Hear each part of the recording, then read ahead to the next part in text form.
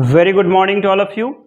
आप सभी का स्वागत है एक्सेल एनसी आईएएस में। And today we are going to discuss the test number 7 जो कि लास्ट संडे कंडक्ट हुआ।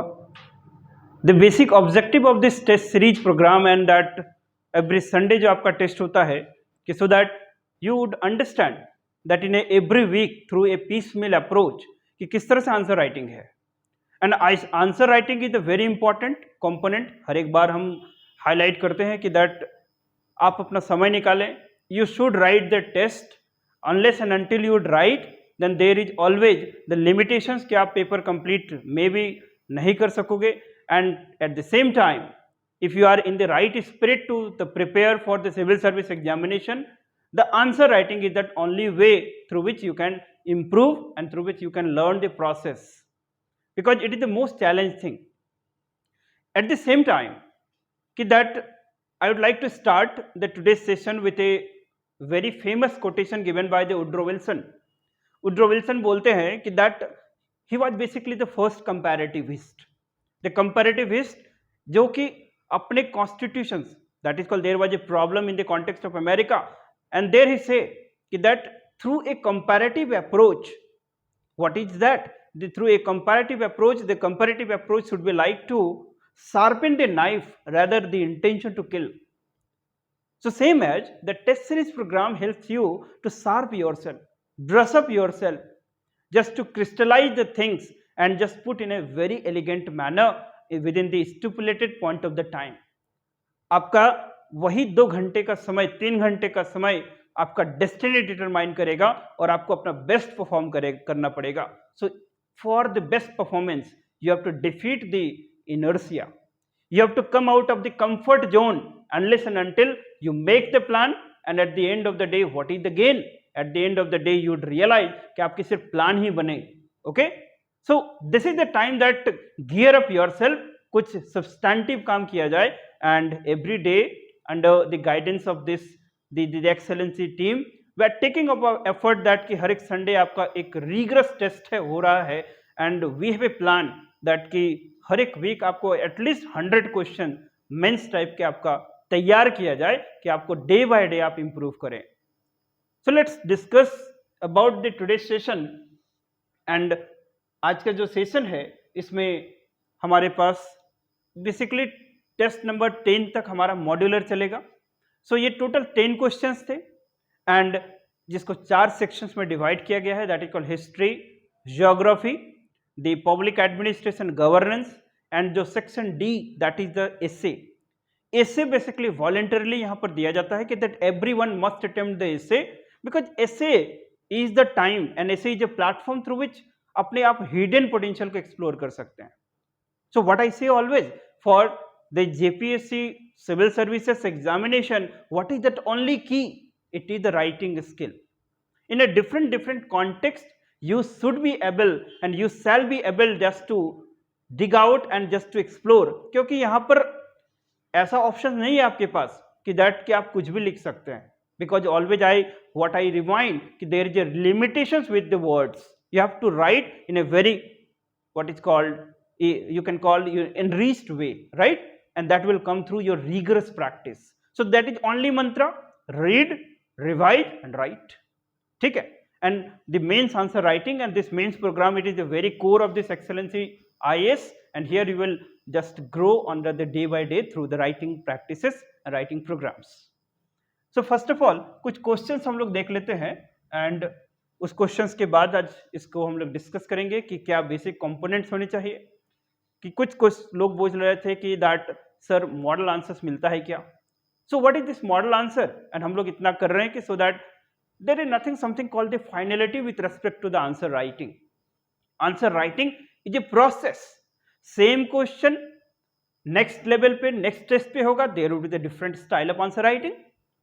कभी भी that is called status quo approach यहाँ पर follow नहीं करना है, लेकिन उस dynamic approach को सीखा जाता है, that must be learned, and कोई भी granted नहीं है. आपको पढ़ना है, आप पढ़ें और हर सप्ताह अपने को एक्सपेरिमेंट करें, इवैल्यूएट करें through this programme, through this the answer writing and then the paper discussion. ठीक है. तो this Sunday test number 8 will be conducted and उसको अच्छे से देना है एंड उसके लिए सिलेबस जो है वो ऑलरेडी बता दिया गया है, so must prepare. So this is the paper and this is the test number 7. इसका PDF आप कांटेक्ट करके आप मिल सकता है and you can download that one. So this is the section A and the questions are: the Chol Empire was established around 850 AD and reached its glory during the Raja Chol and the Rajendra Chol. Okay, explain the administrative system of the Chola Empire, giving the special emphasis on its village administration. This is 20 marker question. Okay, from the test number 10 आपके questions का जो है allotted marks 40 marker हो जाएगा और complete in the pattern of the JPSC जैसा पूछा जाएगा उसी तरह से लिखना है और आपको वर्ड लिमिट पे भी कमांड करना है. Getting my point? So answer writing का ऑलरेडी मैंने क्या बताया है कि that answer should be what, the answer should be complete, consistent. Okay, now second question क्या है कि इसमें explain briefly about the metal architecture during the ancient history in the context of India. Metal architecture बताना है ancient history के context में. और जो थर्ड क्वेश्चन है कि that is called explain briefly about the Bharhut stupa and the Sanchi stupa and also explain about Lomas Rishi cave and Ajanta cave. ठीक है, तो history and art and culture के क्वेश्चंस थे और इसकी डिस्कस करेंगे कि आपने क्या लिखा है और क्या लिखा जा सकता है. Now let's take the section B and in the section B you have the questions like कि that explain the following terms: the developmental administration and second is anti-developmentalism. Okay, this is the question. Now next question is explain about the administrative system available at the central and state level responsible for rural development. Explain the role of the DRDA and highlight the reasons for its failure. ये question था. After the 3 decades of its journey, still the Panchayati Raj institutions are suffering from bureaucratic control and ineffectiveness. यहाँ पर ineffectiveness होगा, right? The ineffectiveness.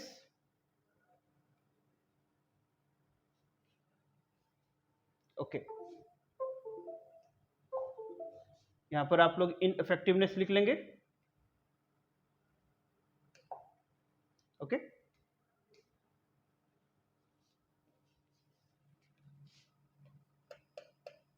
इनइफेक्टिवनेस analyse. Okay, तो ये आपके questions हैं. तो कुछ हम लोग आंसर्स या मॉडल आंसर की तरह इसको चर्चा को आगे बढ़ाएंगे एंड देन फिर geography and then that section D that is on the that is called essay. So let's begin from the questions, that is history के ही क्वेश्चन से हम लोग शुरू करते हैं कि if you talk about Chola empire और चोल एडमिनिस्ट्रेशन. तो चोल एम्पायर के बारे में सब लोग जानते हो कि दैट कि हिस्ट्री में आपको हमेशा पढ़ना है. तो किस तरह से तैयार करेंगे, दैट मैंने एक चीज बताया है कि that what should be the approach. The first of all you must read about what, you must read about history. को कैसे आप लोग तैयार करेंगे हिस्ट्री? तो फर्स्ट ऑफ ऑल जो कंपोनेंट होगा you must read about what, the that is called chronology. Chronology. Second, about the administration. Third is about the culture plus politico plus social plus economic aspect of that empire. And the fourth component जो होगा वो क्या होगा? Fourth component आपका that is called cultural aspect. यहाँ पर specifically the art and culture. So in this way you prepare your syllabus. That first of all a basic chronology. Here you do not read about the war. Okay, remove the war, that is that. कुछ important wars हैं जो empire buildings के लिए important थे, उसको अलग से तैयार कर लेना है. So whenever you read and prepare your history, first of all develop a chronology, that is called basic timelines, कि that is called sequentially क्या क्या हुआ है. Then after that is called administration and culture and then art and culture, जो कि आपका जो that is called sculpture, metal architecture, temple architecture, literature, ये सब बातें हैं, इसको आप तैयार करेंगे. तो ये जेनरिक अप्रोच है. अब हम लोग इस क्वेश्चन के रेलेवेंस और कॉन्टेक्स्ट को समझते हैं कि फर्स्ट ऑफ ऑल क्या कॉन्टेक्स्ट है क्वेश्चन का. द कॉन्टेक्स्ट इज व्हाट कि that Chola empire was established around that 850 AD. The Chola empire was established around 850 AD, reached its glory during Raja Raja Chol and the Rajendra Chol. Explain the administrative system of Chol Empire, giving the special emphasis on its the village administration. ठीक है, तो इसमें आप लोग सभी को पता है कि दैट कि चोल एम्पायर था, the Chola administration, Chola empire, and why the Chol Empire was important and why the Chol Empire was unique. The Chol Empire was unique just because of its the village administration, the village administration. ठीक है, तो village administration पे special focus था कि that कि during that time the Chola administration में the village it was the basic unit of governance. In the village level there were that कुछ समिति थे, कुछ जैसे कि उर सभा नगरम, इसकी चर्चा हम लोग किए हैं ऑलरेडी लाइव सेशन में. So you have to write about the Ur Sabha Nagaram. What that is, you have to write about the Ur Sabha and नगरम. उर सभा, then you have to write about nagaram. Apart from this ur sabha nagaram एक component होगा. Then you have to write about what that is called nattar. You have to write about the Brahmadeya village. Okay, you have to write about the Brahmadeya village. Okay, तो ये सारे components हैं जो आपके answers में highlight होने चाहिए. Then you have to write about what that is called, this is the aspect जो कि आपको विलेज एडमिनिस्ट्रेशन में आएगा. ये सारी चीजें लिखनी है. Now in the context of the administrative system से ऑफ द चोला एम्पायर लिखना है. सो आपको एडमिनिस्ट्रेटिव सिस्टम भी यहाँ पर हाईलाइट करने का जरूरत है. तो एडमिनिस्ट्रेटिव सिस्टम को कैसे लिखेंगे आप लोग, दैट जेनरिक वे में ही स्टार्ट करना है. एडमिनिस्ट्रेटिव सिस्टम में कैसे लिखना है कि दैट यू शुड राइट कि कुछ इस तरह से लिखा जाना चाहिए योर आंसर कि first of all this is the first component में you must give a introduction. And introduction बहुत सिंपल होना चाहिए. इंट्रोडक्शंस के लिए 3 पॉइंट्स होते हैं. The introduction should not be detailed, rather this should be what is called complete. Introduction should not be detailed, should not be detailed. Introduction should not be detailed, but should be complete. Should be complete. ये याद रखना है, right? Introduction should be generic. It should be about the torch bearer कि आपने अपने body part में क्या आप लिखने जा रहे हो, right? So what, how you should start that? You should start that the prosperity and the successful of any of the empire was due to its the resilience and due to its the efficient governance system or efficient administrative system. So in the past there was evolving systems what we have witnessed in the different context and during the different empire, and one such example we have noticed in the context of Chola empires. The empire flourished around that is called 9th century, and this empire reached its glory under the reign of Raja Raja Chol and the Rajendra Chol.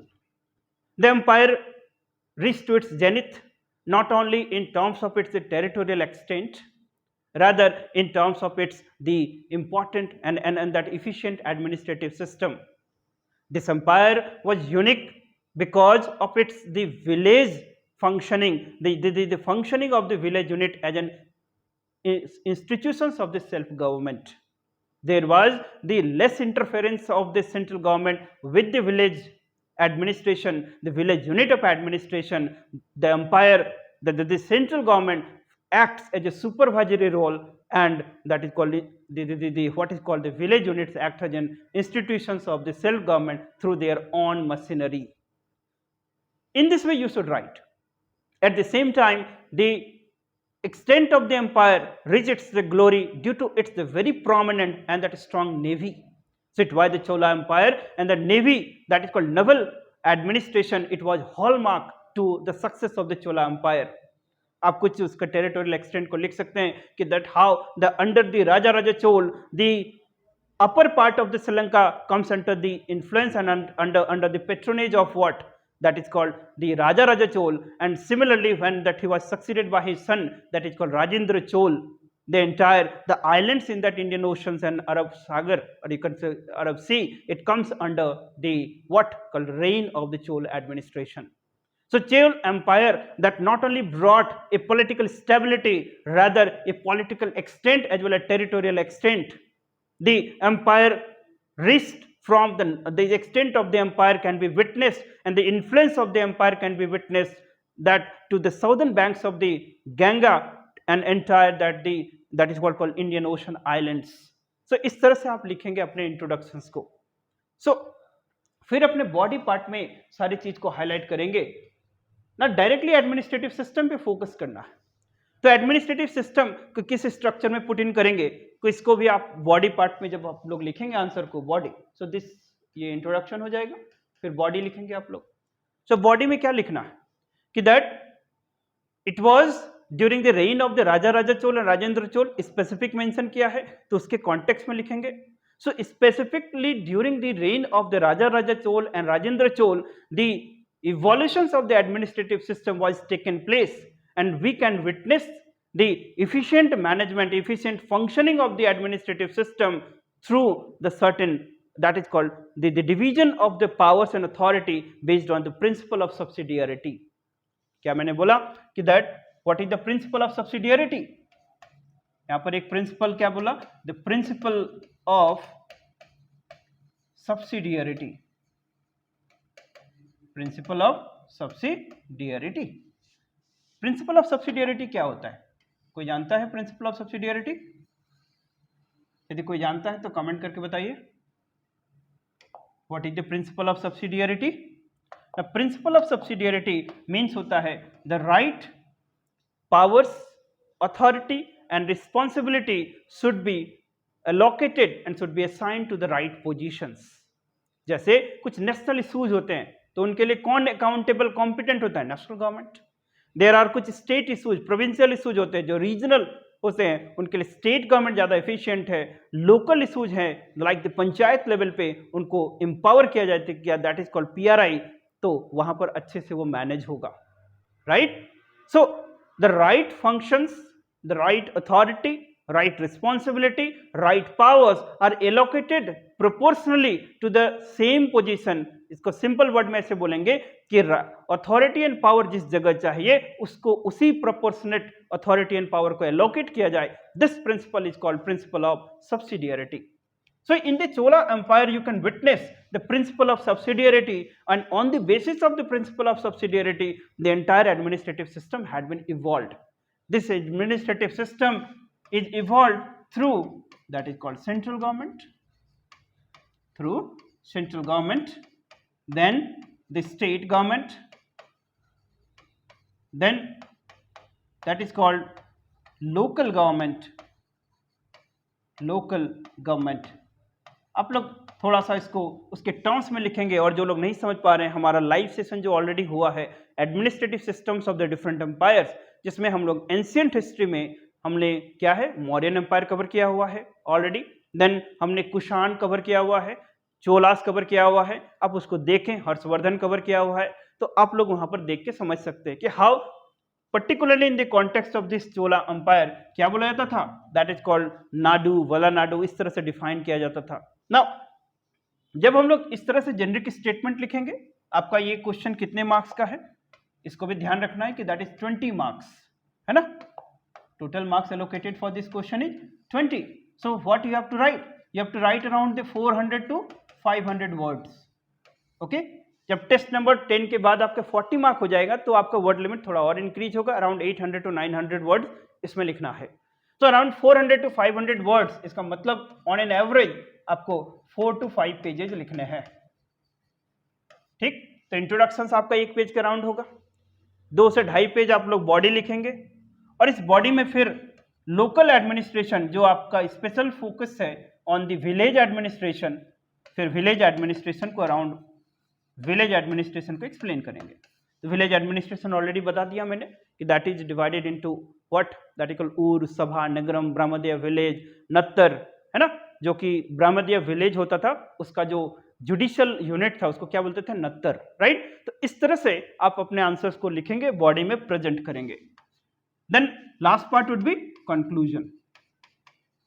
तो conclusion में क्या लिखेंगे कि that कि there were that many of the empire that we try to provide the political stability to the Indian subcontinent, and one such empire was the Chola Empire, and during this time that India witnessed that not only in terms of its territorial glory, rather also in terms of the political stability and that cultural prosperity. In not only in terms of administration the system was evolved, rather it was also reflected it through their the development in terms of its art and culture. फिर आप उसको explain करेंगे कि किस तरह से तंजौर में मंदिर वगैरह बनाए गए, वो किस तरह से यूनिक थे। एक पूरा रेंडिशंस है कि किस तरह से पल्लव आर्किटेक्चर का जो एक थेसिस है, दैट इज कॉल्ड एक ट्रेजरी है, उस थाती को आगे चोल एडमिनिस्ट्रेशन में भी रेप्लिकेट किया गया, उसको कंटिन्यू किया गया। तो आप लोग इसको लिख सकेंगे। यहाँ पर बॉडी में एक चीज और छूट गया कि थोड़ा आर्ट एंड कल्चर को भी ऐड कर देना है ना, आर्ट एंड कल्चर को ऐड कर देना है जब आप लोग बृहदेश्वर टेम्पल एट तंजौर वगैरह की बात लिख सकते हैं। तो यहाँ पर कंक्लूजन में इस तरह से आप कंक्लूड करेंगे, ठीक। सो फाइनली हम लोग इसमें एक वे फॉरवर्ड ऐड करेंगे, और उस वे फॉरवर्ड में क्या लिखा जाएगा आपका कि दैट कि although around that is called 1200-1300 years ago there was a time when there was emphasis was given on the village administration. The village was the kicking unit, village was an active unit, and village function as an autonomous unit. Today still the journey of almost 3 decades, still our the Panchayati Raj institutions, although it had constitutional recognition, is also suffering from limitations like the problems of fund, function, functionary and the framework. But there was a time during the Chola Empire that the village was an efficient and effective unit of administration, and that the very prosperity of the Chola Empire depends on the efficient and effective governance of that village unit. So in the current time, in the modern time, that the political masters, the political governance should learn the certain lessons, and there should be the effective decentralizations of the powers, authority and responsibility as it is enshrined in our constitution. So that's why we can learn many more things from the Chol Empire, Chol administration. And this such learns and this such lessons would be also in the spirit and the right spirit of inclusive governance, and also in the spirit of good governance. तो इस तरह से आप conclude कर सकते हैं अपने answers को वे फॉरवर्ड के थ्रू। ओके, तो आई होप इसका समझ में आ गया क्या क्या लिखना था इसमें। पहला बात, इसको जेनरिक वे में स्टार्ट करेंगे, बॉडी में सॉरी इंट्रोडक्शन में, बॉडी में आप इसको एक्सप्लेन करेंगे पहले एडमिनिस्ट्रेशन प्रिंसिपल ऑफ सब्सिडियरिटी के थ्रू, देन विलेज एडमिनिस्ट्रेशन को एक्सप्लेन करेंगे, देन जब आप कंक्लूड करेंगे तो उसमें रीजन में सिर्फ पॉलिटिकल स्टेबिलिटी, टेरिटोरियल एक्सटेंट के साथ साथ आर्किटेक्चरल जो उनका प्रोवेस है उसको भी थोड़ा बहुत हाईलाइट करेंगे। देन वे फॉरवर्ड में आप कैसे अपने अभी के जो पंचायती राज इंस्टीट्यूशंस हैं उसको चोल अंपायर के पंचायती राज इंस्टीट्यूशन से थोड़ा कंपैरेटिव करके कुछ लेसन्स और क्या सीखे जाने चाहिए उसको आप मेंशन करेंगे, क्योंकि 3 डिकेड्स के बाद भी still the Panchayati Raj institution is suffering from what, bureaucratic control and इनइफेक्टिवनेस, जो अभी क्वेश्चन है आज उसकी भी चर्चा करेंगे। तो इस तरह से आपका answer what is called multifaceted होना चाहिए, ठीक। सो हम लोग आगे बढ़े तो क्वेश्चन नंबर 2 की बात करते हैं। तो question number 2, explain briefly about the metal architecture during the ancient history in the context of India. Metal architecture के बारे में बताना है, क्लासरूम में ऑलरेडी डन है, तो आपको इसमें क्या लिखना है, राइट। ये थोड़ा क्रूड क्वेश्चन है, आपको यदि पता है तो फाइन, नहीं तो डिफिकल्ट लगेगा। सो मेटल आर्किटेक्चर में एंशिएंट हिस्ट्री स्पेसिफाई कर दिया है, तो एंशिएंट हिस्ट्री के कॉन्टेक्स्ट में आप लोग लिखेंगे। तो एंशिएंट हिस्ट्री जब हम लोग बात कर रहे हैं तो ancient history belongs to around for you 2500 BC से लेके कब तक आप लोग करेंगे, that is the death of Harshavardhan, यहाँ तक बताया मैंने कई बार, 646 AD।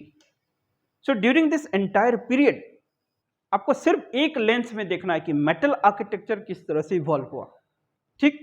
तो बहुत पर्टिकुलरिस्टिक क्वेश्चन है, इसलिए थोड़ा ये डिफिकल्ट है, राइट। तो इसमें भी आपको आंसर लिखना है।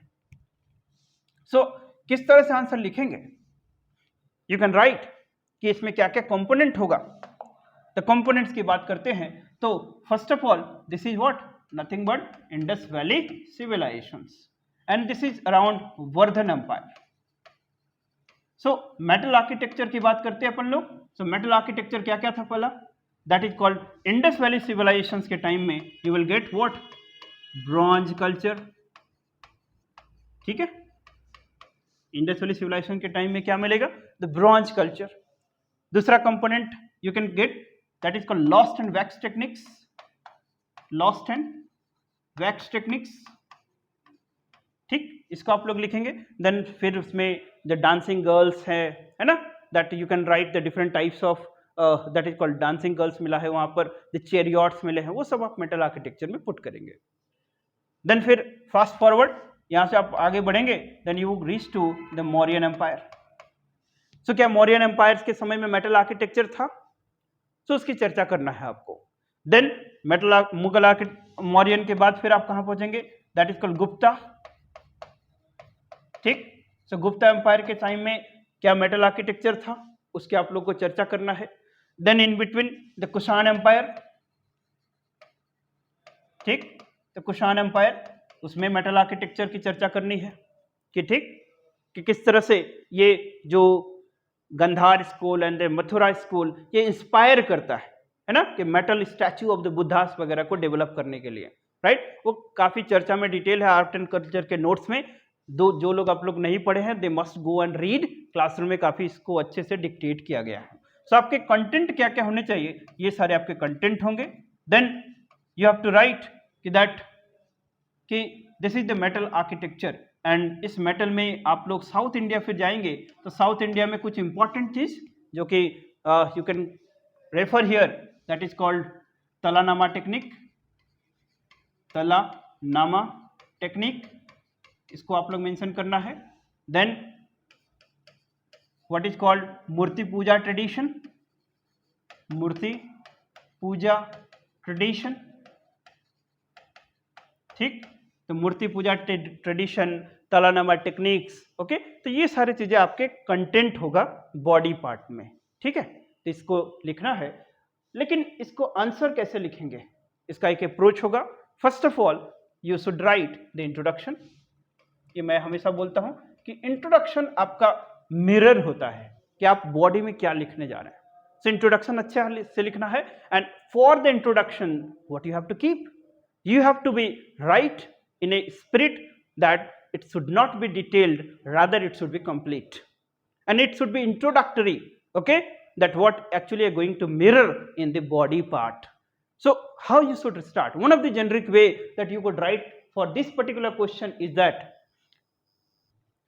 art and culture is basically the renditions, or you can call the antithesis to the hallmark, the development and the prosperity of an empire. The metal architecture is one such component of this, the renditions and the tradition in which in the different empire under the patronage of the different emperors it has been flourished, it has been evolved. We can notice the continuum of the development right from the Indus Valley civilizations till the Pushyabhuti dynasty, that is called the Vardhan Empire. The Indus Valley civilization was a prosperous civilization just because of its advancement in terms of its lost and wax techniques. There was the bronze culture, which was very peculiar, very unique and very different from the contemporary culture, which was marked through what copper culture. This traditions has been evolved and it had been improvise in the different point of the times. तो यहां पर आप लोग एक और चीज mention कर सकते हैं बॉडी पार्ट में ही, जिसको हम लोग बोल रहे हैं कॉइनेज, ठीक है। कॉइनेज को भी आप लोग यहां पर बता सकते हो। कॉइनेज की पूरी हिस्ट्री मैंने बताया है कि that is called during Indus valley civilisation, what was that, Pashupati seals. Then फिर क्या आया वैदिक काल में, that is called satamana and krishmana. Right. फिर लेटर वैदिक काल में कुछ और एडेड होते चले गए। मौर्यन एम्पायर में punch mark silver coins, then different different times में कुशांस में गोल्ड कॉइन्स, गुप्तास में गोल्ड कॉइन्स, फिर सिल्वर कॉइन्स, फिर पूरा मिडिएवल का मैंने बताया है कि किस तरह से अभी तक हम लोग जो कॉइनेज का हिस्ट्री है, यदि कॉइन से पूछा जाए तो आपको पूरे सीक्वेंस में लिखना है। तो मेटल है तो वहां पर वो लिख सकते हैं इस सब चीजों को, राइट। तो ये आपको इंट्रोडक्शन हो जाएगा, ठीक। इंट्रोडक्शन को आप रिफ्लेक्ट करेंगे, देन बॉडी पार्ट मैंने कंटेंट डिस्कस कर ही दिया। फिर कंक्लूड कैसे करेंगे इसको, that is called art and culture is basically the chapters through which one can learn and then learn the many more things. Art and culture reflects the true picture to the society and that real it resembles to the prosperity, glory and that materialistic advancement in the different point of the time. The art and culture not only be that is called reflected through its the materialistic development, but also it link it to the advancement in terms of its technology, right. So the art and culture had been evolved, and it had been evolved through a long span of the time, that is ranging from the industrial civilizations to that of the that is called the Bardhan Empire. It is a continuum process, and it had been also continued in the medieval era, and still the things are going on. So materialistic prosperity is basically linked through the development of the technology, and since change is inevitable, improvisations always leads to the better and better perfections. So art and culture had been evolved, and it had been evolved in the different point and the different during the different point of the time. इस तरह से लिखेंगे, way forward की बात है। थोड़ा आप लोग सिविल सर्विसेज के लिए एस्पिरेंट है, तो यहाँ पर थोड़ा आप कंजर्वेशन की बात भी कर लेंगे, ठीक है। कंजर्वेशन की बात करेंगे, ठीक, because it is also one of the our the fundamental duties. तो यहाँ पर ड्यूटीज के थोड़ा एस्पेक्ट को मेंशन कर सकते हैं। डीपीएसपी थोड़ा सा मेंशन करेंगे, that is called article number what, article number that is called 49। ये डीपीएसपी की मेंशन करेंगे to protect our what monuments. तो ये सब चीजें माने ट्रेडिशन को प्रोटेक्ट करना है, राइट। सो ये आपका second part of the question का आंसर है। आई होप इससे ज़्यादा जानकारी लेना है, then you must join the classroom programme and everything would be detailed in a very comprehensive, और उसको काफ़ी अच्छे से हम लोग क्लास में कवर किए हैं। अब हम लोग थर्ड क्वेश्चन की ओर बात करते हैं। The third question is explain briefly about the Bharhut and Sanchi stupa. ये दोनों का नाम सुने हो, the stupa architecture, okay. The stupa are linked with what, relics जो होते थे बुद्धा के, उसको रखा जाता था। सो स्तूप विहार, ये दो चीज है। चैत्य विहार की बात करेंगे हम लोग, तो यहां पर आप लोग ऑलरेडी सुने होंगे, दैट इज कॉल्ड व्हाट। जब बुद्धिस्ट आर्किटेक्चर की बात करेंगे, so what we have, that is called the stupa, that is called chaitya vihara and stupa, ठीक है। सो मैं यदि क्वेश्चन पूछूं कि इट वाज द बारहुत स्तूप, जहां से स्तूप कल्चर या ट्रेडिशन शुरू होता है, it was a wrong statement, ठीक है, उसके पहले से आ रहा है। तो क्वेश्चन पे आते हैं कि explain about the Bharhut stupa and the Sanchi stupa, and also explain about the Lomas Rishi cave and the Ajanta cave. तो क्वेश्चन अपने आप में काफी कंटेंट रखे हुए हैं, इसलिए बहुत बैकफायर नहीं करना है। इधर उधर लिखोगे तो क्वेश्चन आपका टाइम से कंप्लीट ही नहीं होगा, ठीक है। तो हम लोग सीधे स्ट्रेट वे इसमें पॉइंट पे आप लोग जाएंगे। थोड़ा सा इंट्रोडक्शन होगा इसका, ओके। इंट्रोडक्शन में आप लोग क्या लिखेंगे, अबाउट द स्तूपा के बारे में थोड़ा सा लिख देंगे, जेनरिक स्टेटमेंट होगा। Then Lomas Rishi cave and Ajanta cave, मतलब केव आर्किटेक्चर को भी थोड़ा सा लिखेंगे इंट्रोडक्शन में, ठीक। Lomas Rishi cave and the Ajanta केव, क्योंकि बाराबर हिल्स है तो वहां पर लोमास ऋषि केव, सुदामा केव, करण जोपर एंड विश्व झोपड़ी, ये नाम जानते हो आप लोग। That is called Lomas Rishi केव। जो बोला है वो कहां पर है, बाराबर हिल्स, बाराबर हिल्स। तो बाराबर हिल्स में कौन से 4 इंपॉर्टेंट केव्स, कौन कौन से, first of all this Lomas Rishi cave, Lomas Rishi caves. Second कौन था, Sudama caves, Sudama caves, okay. Then Karan Chaupar, Karan Chaupar and Vishwa Jhopri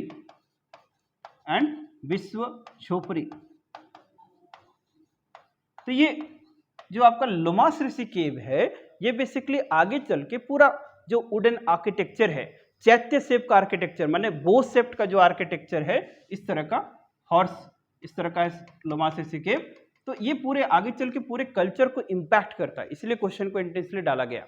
तो लोमास ऋषि केव आप इसमें लिखना था। अजंता केव, चूंकि जब भी हम लोग क्लासिकल पेंटिंग्स की बात करते हैं तो during this Ajanta cave it basically called fountain head of all classical paintings in Asia.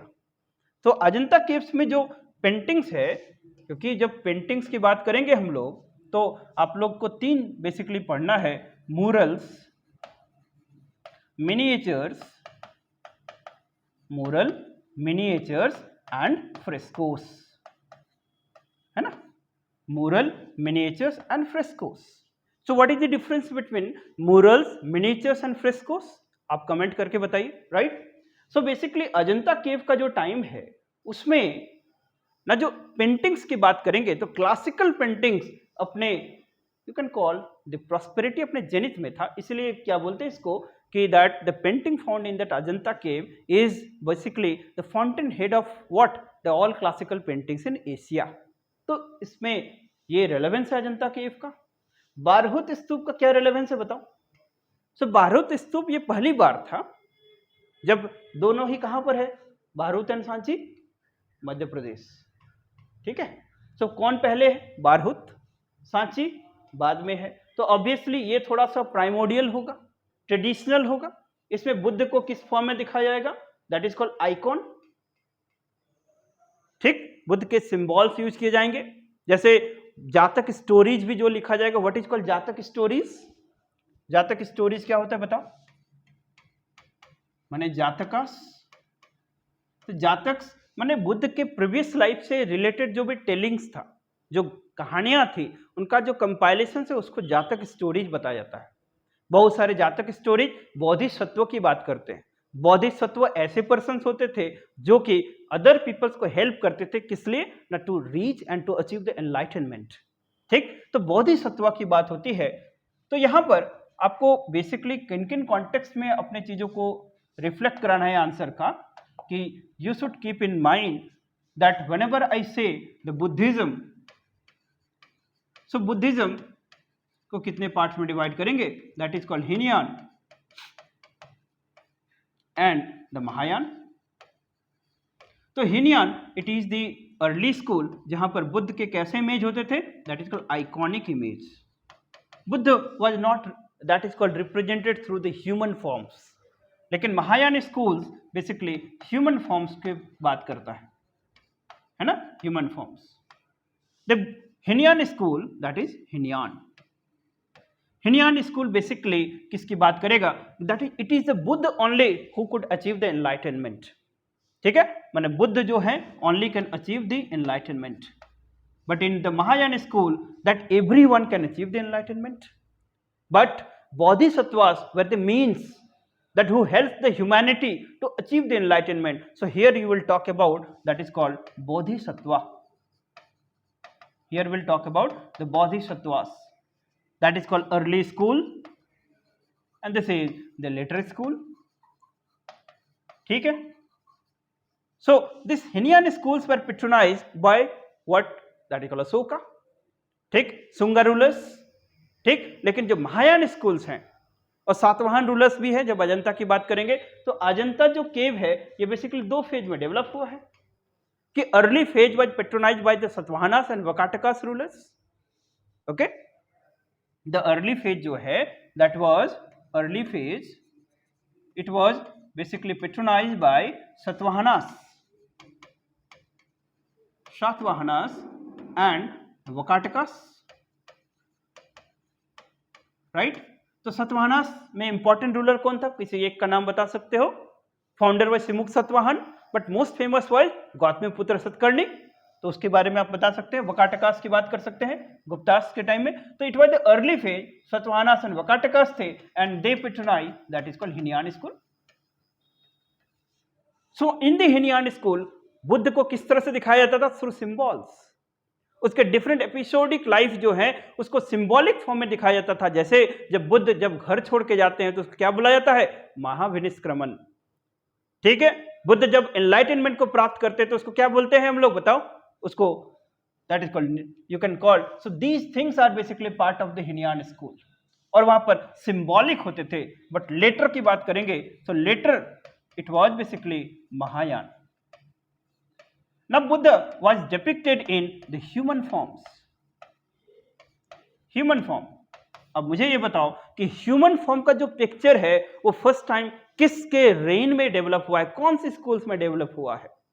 सो आप लोग लास्ट जो टेस्ट है उसमें हमने पूछा था Gandhara school and Mathura schools. तो Gandhara school and Mathura school and Amaravati तीनों ही क्वेश्चन में था। तो गंधार एंड मथुरा स्कूल में मोर और लेस एक ही टाइम में बुद्ध के ह्यूमन फॉर्म्स को इवॉल्व या फिर बनाया गया है। ठीक, जो मथुरा स्कूल थोड़ा इंडिजिनस है, वो लेस इन्फ्लुएंस है हेलेनिस्टिक वेस्ट से, लेकिन गंधार स्कूल है जो हेलेनिस्टिक वेस्ट से इन्फ्लुएंस्ड है। बहुत सारी बातें थी उसकी हम लोग चर्चा ऑलरेडी कर चुके हैं। तो यहां पर अब इस क्वेश्चन का डायमेंशन समझ में आ गया। बहुत ही बड़ा क्वेश्चन है। एक तो सांची स्तूप है, बारूद स्तूप है, अजंता केव है, देन लुमास ऋषि केव है। तो आपका वर्ड लिमिट एक्सीड करेगा। तो यहां पर इस क्वेश्चन के लिए बहुत ज्यादा समय नहीं बांधना है, राइट? इसमें स्ट्रेट पे आप उतर जाएंगे। थोड़ा सा ब्रीफ इंट्रोडक्शन, बॉडी पार्ट पे बहुत सारे कंटेंट है, एंड देन कंक्लूड करेंगे, वे फॉरवर्ड लिखेंगे और आगे खत्म, राइट? तो ये आपका आंसर होगा। और इसका what should be the way, what should be the structure? The structure should include number 1 that is introduction, ठीक है। Number 2 body. तो इस क्वेश्चन का पूरा मार्क्स आपके बॉडी पे है, ठीक है। क्योंकि कुछ क्वेश्चंस ऐसे होते हैं जो आपका टेस्टिमोनियल की तरह काम करेगा कि फैक्ट्स वहां बहुत चाहिए, क्योंकि आप लोगों को फैक्ट से प्यार है तो फैक्ट्स यहां पर डालो, राइट? तो इस क्वेश्चन में फैक्ट से पूछना है। Third is all about conclusion, तो इसको से कंक्लूड करेंगे। And fourth is about way forward, इसमें वे फॉरवर्ड। अब कोई क्वेश्चन पूछे कि वे फॉरवर्ड यहां क्या लिखे, सो वे फॉरवर्ड क्या बताता है आपको? The way forward basically, if you talk about the Ajanta, what is that? It is the fountainhead of what? All the classical paintings in Asia.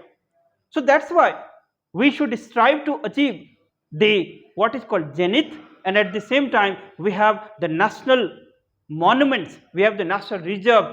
So it is our the moral duty that we should take care about those things. ये question में पूछा नहीं है, लेकिन क्योंकि explain की बात है तो यहां पर आप अपने ओपिनियन को रख सकते हैं, ठीक। तो it is all about this particular question. Ajanta में आप अच्छे से डिस्कस करेंगे कि कितने केव्स हैं, ठीक, कितने केव्स हैं। Then you have to write about what the Lomas Rishi cave का क्या सिग्निफिकेंस है। तो यहाँ पर बॉडी में क्या क्या चीज ध्यान रखेंगे, बॉडी की बात करें तो सो इन द बॉडी 4 तो आपके इंपॉर्टेंट टॉपिक्स हैं, that is called Lomas Rishi, second Ajanta, third Bharhut, fourth Sanchi. तो इसको आप पहली बार टेबुलर फॉर्मेट में लिखेंगे। टेबुलर फॉर्मेट, पॉइंट्स को हाईलाइट करना है, सिग्निफिकेंस पे ज्यादा फोकस होगा, सिग्निफिकेंस पे ज्यादा फोकस होगा। एक्सप्लेन करेंगे, explain with cave numbers, cave numbers, ठीक है। केव नंबर को लिखते हुए लोमास की बात करेंगे तो कौन कौन इसको पेट्रोनेज प्रोवाइड किया, जैसे Ashok and his grandson Dasharath, उसका चर्चा करेंगे आप। देन बारहूत स्तूप की बात करेंगे तो ये अर्ली है, एंड सांची की बात करेंगे तो ये लेटर है। यहां पर हिनयान है, यहां पर क्या है, महायान है, दैट इज कॉल्ड। बारहूत में क्या है, लेस एक्सप्रेसिव है, वहां पर सांची में क्या होगा, मोर एक्सप्रेसिव है। हिनयान में क्या है, आइकॉनिक है, यहाँ पर ह्यूमन फॉर्म ऑफ बुद्धा है। तो इस तरह से आप कंपैरेटिव स्टडी के थ्रू अपने आंसर को पुट करेंगे, ठीक। तो आई होप कि ये डिस्कशन हेल्पफुल हो रहा होगा, और हर सप्ताह हम लोग इसको कंडक्ट करते हैं, तो आप इससे सीखें। एंड इससे ज़्यादा जानकारी लेना हो तो क्लासरूम ज्वाइन करना पड़ेगा, there is no any alternative. Getting my point? So you must take a effort, you must gear up your self, क्योंकि there is no any shortcut to just what is called, that is called success. Even Buddha had take a place to thus renounce his houses. Buddha को 6 साल लगे enlightenment प्राप्त करने के लिए। So it is the civil service examination, so you have to defeat your inertial and comfort Jones.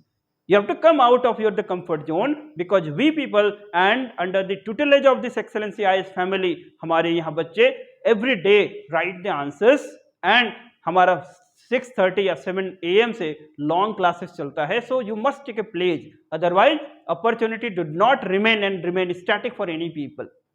ठीक है, प्यासा को पानी के पास जाना पड़ता है. Okay, now let's take the another part that is called the public administration and the governance part. And इसमें ऑलरेडी हम लोग काफ़ी चर्चा एलाबोरेट डिस्कशंस किए हुए हैं ऑलरेडी. तो हम लोग पब्लिक एडमिनिस्ट्रेशन के क्वेश्चंस की बात करेंगे, तो इसमें ज़्यादा टाइम नहीं लगेगा. Rather we take a simple rule. So public administration governance आपके क्लास नोट से पूरे क्वेश्चंस हैं, तो इसमें ज़्यादा चिंता नहीं करना. And already we have discuss developmental administration many times. Anti developmentalism thesis बहुत बार बात कर चुके हैं हम लोग. थोड़ा इसमें कुछ यूनिक बातें हैं, उसको अभी चर्चा कर लेते हैं. So let's take, if I talk about the first question that is explain the following terms anti developmental administration and anti developmentalism. इसमें क्या ध्यान रखना है, आपके पास कंटेंट बहुत ज़्यादा है, तो इसको कंट्रोल करना है कि if you right the entire content तब आपका टाइम ही कम बच जाएगा. राइट, आपको पेपर सॉल्व नहीं होगा, क्योंकि यहाँ पर वेटेज कितना है, इसका 10 मार्क्स है और इसका 10 मार्क्स है. तो स्ट्रेट वे यहाँ पर आपको डेल्व करना है कि हाउ टू राइट. तो क्या क्या कंटेंट होने चाहिए. Developmental administration, start with simple thing कि what is DA and what is administration of development. Simple. Then simply put what that is called Fredericks. ठीक है, हेनरी गैंट. ठीक है, फ्रेडरिक्स, हेनरी गैंट दोनों को पुट के सिंपल आपको answers लिख के पार हो जाना है. Then what is called Truman's doctrine. Truman doctrine, that is West versus Rest, ये लिख के कंप्लीट करना है. सो ये आपका कंटेंट होगा पहले क्वेश्चंस के लिए. सेकेंड क्वेश्चन जो एंटी डेवलपमेंटलिज्म है, ये anti developmentalism basically what is that anti developmentalism. It is an ideology और it is the school of thought who basically do not believe in the ongoing paradigm of development and ongoing method of development.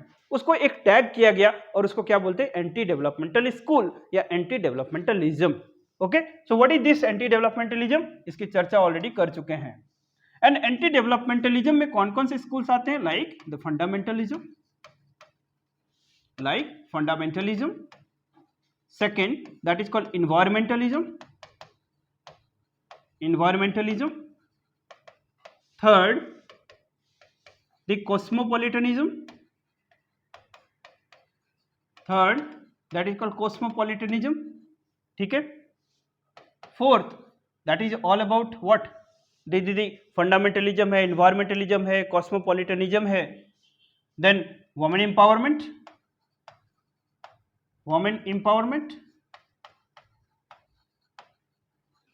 And fifth is, let's say, that is called food conservation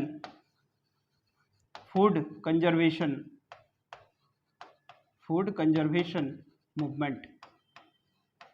ठीक है, तो ये आपका 10 marks का question है, 5 topic से एक एक पारा लिखना है, बस काम खत्म. So this is about the question number 4. Now let's take the question number 5. तो question number 5, this is explain about the administrative system available at the central government and state level responsible for the rural development, and explain the role of DRDA and highlight the reasons for its failure. तो 2 part का question है and 20 mark इसके लिए allotted है. सो DRDA, rural development, पंचायती Raj institution, ये सब आपके तैयार होने चाहिए. And what I already given the formula how you prepare the units. You must prepare under the broad concept of the rural development. Under the rural development, you must prepare the Panchayati Raj institutions, and same you also prepare the office of district collector and integrate all those concepts. Okay, तो यहाँ से मिला के ही आपको हमेशा question पूछा जाएगा. So let's see this one. So this is about the rural development. तो यहाँ पर 3 बेसिकली पार्ट है इस डिमांड का कि एक एडमिनिस्ट्रेटिव सिस्टम बताना है कि सेंट्रल लेवल, स्टेट लेवल पे क्या एडमिनिस्ट्रेटिव सिस्टम है, दूसरा रोल ऑफ डीआरडीए बताना है और the reasons for its failure बताना है। ठीक, तो जब एडमिनिस्ट्रेटिव सिस्टम्स की बात करते हैं अपन, तो सेंट्रल लेवल और स्टेट लेवल, कई लोग तो ये दिखा ही नहीं है ना, कि इसमें एडमिनिस्ट्रेटिव सिस्टम क्या पूछ रहा है। सो क्लास में हम लोग ऑलरेडी बात किए हुए हैं कि जब हम लोग रूरल डेवलपमेंट की बात करेंगे तो इसको 2 पार्ट में हमने डिवाइड किया है पूरा टॉपिक को। कि पहली बात कि फर्स्ट कंपोनेंट में हम लोग एडमिनिस्ट्रेटिव सिस्टम्स इसकी चर्चा की है कि what actually the rural development is. So what is rural development? Tell me, what is the rural development? So rural development is all, it is about a inclusive concept to bring what that is called empowerment to the rural part of India, because the India is characterized through what that is called agricultural society. So thereby the basic inclusivity will determine the progress and the prosperous for the development of India. The rural development, it is the hallmark for its development, and it is inevitable to broad a empowerment with approach for the development of this section to the society.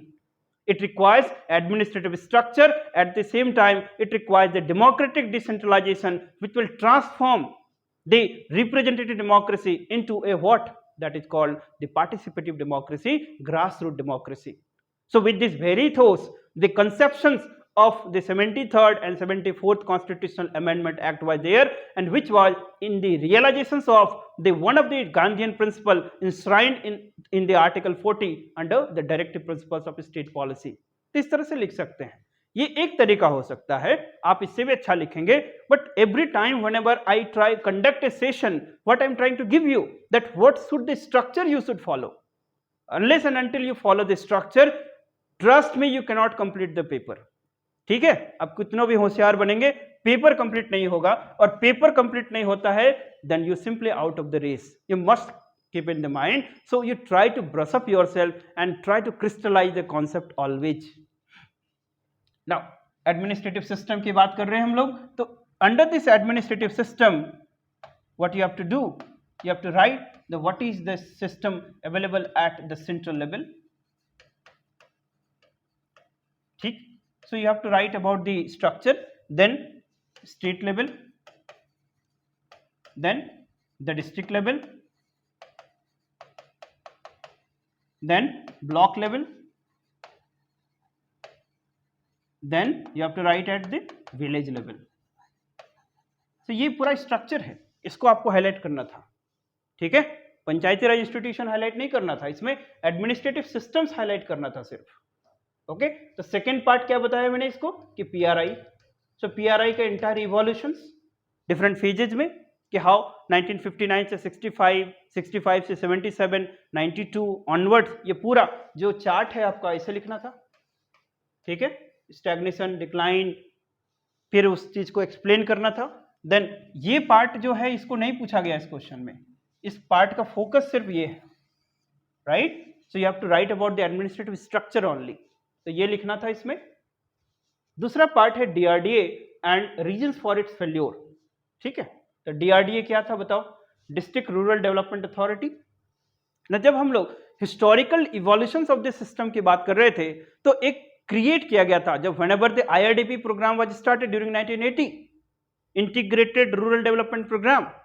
So under this integrated rural development program, there must be an authority, and just to provide a nodal agency, that was the DRDA. और DRDA बहुत ही अच्छा initiative था, ambitious initiative था. इसमें representation of the bureaucracy था, representation of your the popular ministers थे, the local representations थे, popular ministers plus local representations. But what was the biggest problem, the very informal character, very lackadaisical approach of its member. Meetings में शामिल नहीं होते थे, इसके policies अच्छे से इंप्लीमेंट नहीं हो पाते थे, डिसीजन में कंसेंसस नहीं था. तो you have to write the reasons for its failure. So what were the reasons? First of all that is called inconsistent meetings. The first problem was inconsistent meetings. Second problem was lackadaisical approach, lackadaisical approach. Third problem was the lack of consensus,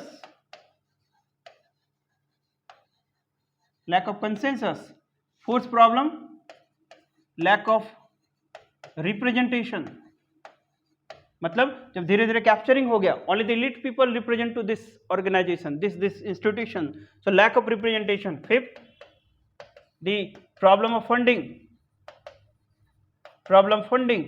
तो ये सारे problems आपको reasons लिखने थे और बस explain करना था. So these were the reasons for it's what failure. Many of the state DRDA were brought under the overall control of जिला परिषद. ठीक है, so it means politicization of the institutions. Okay, undue interference by the political masters. So these were the reasons for the failure of this institution, that is DRDA. तो ये very simple question था. Scoring question है, क्योंकि मेरे जो भी student हो, PRI, district collector, इन सब चीजों में बहुत अच्छे से फोड़ना है. Getting my point? Because these are you can call the bonus points.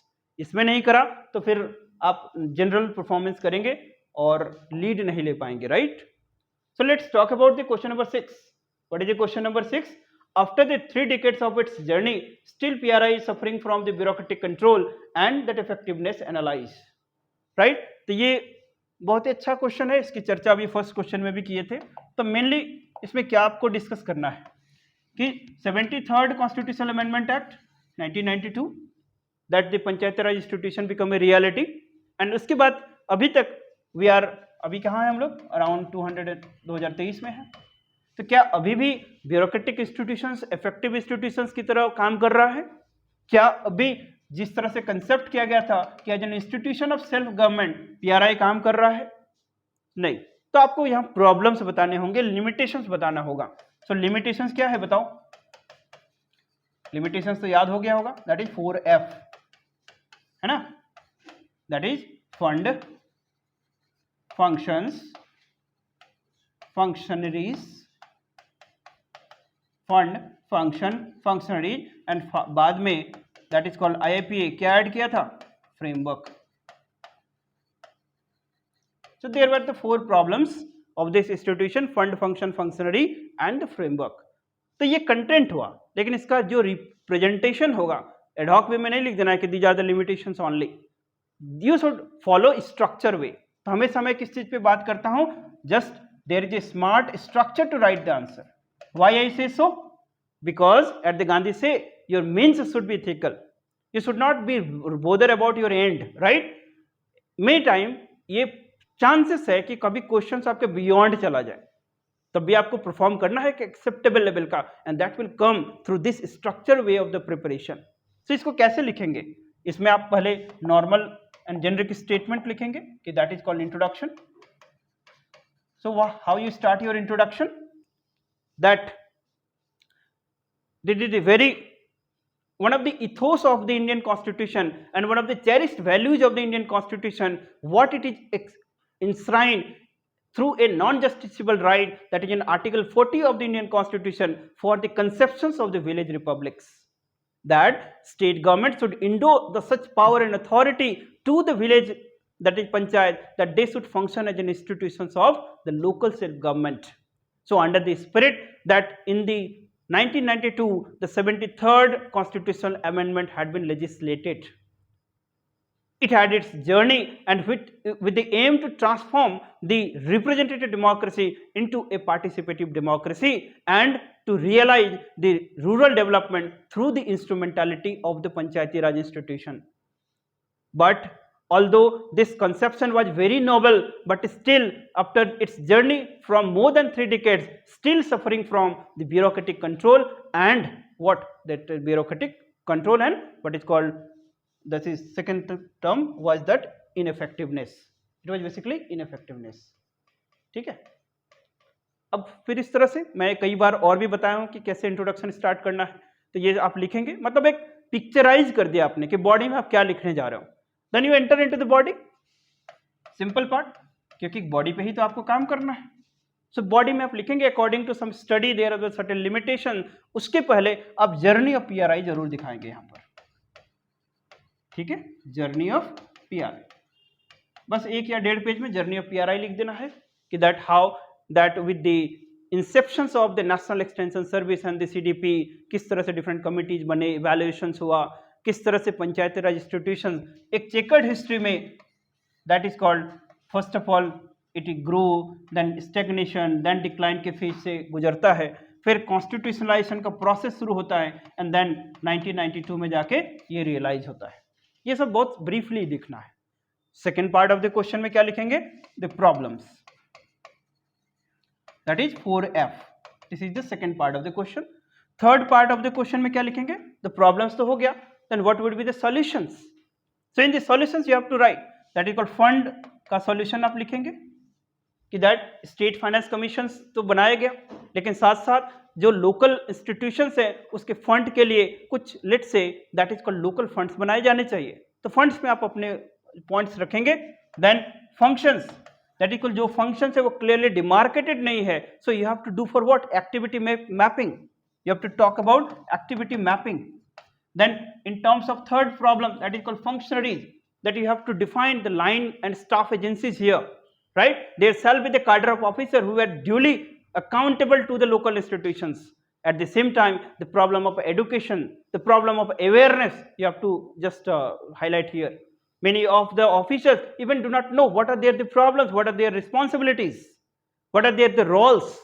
तो इस तरह से बातें करेंगे। So फंक्शनरीज की लिखे बात करेंगे। फंक्शनरीज में आप थोड़ा ट्रेनिंग को भी चर्चा कर देंगे, right? There shall be the sensitivity training apart from this professional training. sensitivity training समझते हो? इसको टी ट्रेनिंग बोलते हैं। क्या बोलते हैं? T training. T training. The Herbert Simon talk about this T training here. Sensitivity training, that the official should not be bound with the character of officialdom. Rather, they should realize they are holding an office of public trust and confidence. It means they have to be empathetic. They have to be sensitive with respect to the issues. And how they could be sensitive through sensitivity training. It should be more interactive in the nature. सिर्फ classroom में पढ़ना नहीं, rather to learn from the field experiences. इसको हम लोग T training बोलते हैं, sensitivity training बोलते हैं, राइट? उसके लिए उनको proper autonomy, proper responsibility, proper privilege, proper remuneration, इस तरह की चर्चा भी आप करेंगे। साथ ही साथ फ्रेमवर्क की बात कर देंगे, थोड़ा लिमिटेशन। तो ये सब आपका बॉडी में आंसर होगा, बॉडी में जाएगा इतने सारे कंटेंट। कंक्लूजन, आप लोग तो स्मार्ट है ही कि किस तरह से लिखना है कंक्लूजन, कि किस तरह से ये इंस्ट्रूमेंटल है रूरल डेवलपमेंट के लिए, किस तरह से इसने एक बहुत एक्सटेंड तक जो रिप्रेजेंटेटिव डेमोक्रेसी है ग्रास रूट डेमोक्रेसी में ट्रांसफॉर्म किया। कुछ केसेस आप लोग डाल सकते हैं कि जैसे आप लोग सुने होंगे कि बहुत सारे जो यूपी के कॉन्टेक्स्ट में, बिहार के कॉन्टेक्स्ट में, एमपी के कॉन्टेक्स्ट में, हमारे झारखंड के कॉन्टेक्स्ट में बहुत सारे that is called the even that women mukhiya, that is called they had perform very well. कहीं पर लीकर इंडस्ट्री है, कहीं पर माइनर फॉरेस्ट प्रोड्यूस के सेलिंग परचेज के लिए जो ग्राम हार्ट्स का ऑर्गेनाइजेशन, ये सब चीज़ें आप हाईलाइट करेंगे जो मतलब पॉजिटिव एस्पेक्ट में, ठीक? मतलब ऐसा नहीं कि बस नेगेटिव ही लिखना है, ठीक है? पॉजिटिव एस्पेक्ट में लिखना है और वे फॉरवर्ड जरूर लिखेंगे इस क्वेश्चन के लिए, क्योंकि आपका PRI है ना? वे फॉरवर्ड, फोर्थ कंपोनेंट क्या होगा? Way forward. ये बहुत इंपॉर्टेंट है। तो ये इस क्वेश्चन को आप इस 4 हेडिंग में लिखेंगे। पहला that is called introduction, then problems के पहले आप क्या लिखेंगे? जर्नी, देन इसके प्रॉब्लम्स के साथ साथ उसका solutions, and after the solutions you must write about the conclusion के बाद way forward, that what should more to be done, right? So this is the question you must write. So question number 6 हो गया। Then let's talk about the section on geography.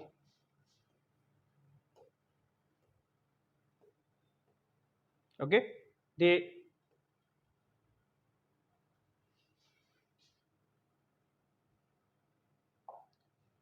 now let's talk about the geography section. Geography में 3 questions है, 7, 8, 9. So let's read the question number 7. Question number 7 is about कि what do you mean by the monsoon? Simple चीज। What is ENSO? That is called El Nino Southern Oscillations, है ना? ENSO is El Nino Southern Oscillations. How the Indian Ocean Dipole, that is IOD, helps to weaken the effect of El Nino. So मुझे बताओ कितने लोग Volker cycle को लिखे हो? Walker cycle. तो यदि वोल्कर साइकिल समझते हो तो फिर इसका आंसर बहुत आसान है। El Nino बेसिकली ये फिनोमेना ऑफ पैसिफिक ओशन होता है, क्या लिख रहा हूँ, अल नीनो, ठीक है, अल नीनो। एंड दूसरा क्या होता है एसोसिएटेड चीज, ला नीना, राइट, ला नीना। इन दोनों को मिला देते हैं तो क्या हो जाता है, ENSO, El Nino southern oscillations. And what is Indian ocean dipole, this is also called Indian Nino, है ना, इसको और किस नाम से जानते हैं, it is called Indian Nino. ये सारे टर्म्स हैं, इसलिए कभी कभी मैं बोलता हूँ कि न्यूज़पेपर पढ़ा करें, है ना। These days the Indian express well bringing a lot of articles, और बहुत ही अच्छे आर्टिकल्स आ रहे हैं उसमें, यू मस्ट रीड, है ना, दैट्स एन अपील। सो ये करंट अफेयर्स टाइप का क्वेश्चन है कि अभी क्लाइमेटिक चेंजेज में मॉनसून्स का चूंकि जो पैटर्न है वो डिस्टर्ब हो गया है। So in this question what you have to write, what is the demand of this question, कि first of all you should write about the monsoon, है ना, प्योर एनसीईआरटी का क्वेश्चन है। यदि आपको मॉनसून नहीं आ रहा है तो फिर सिविल सर्विसेज तैयारी नहीं करनी चाहिए, राइट। मॉनसून अच्छे से पढ़ना है, and very lucid way it has been given in the NCERT. A separate chapter is on the NCERT, you must read. इसमें बताने लायक कुछ है नहीं। What is monsoon? That is called seasonal reversal of the winds. That is called monsoon.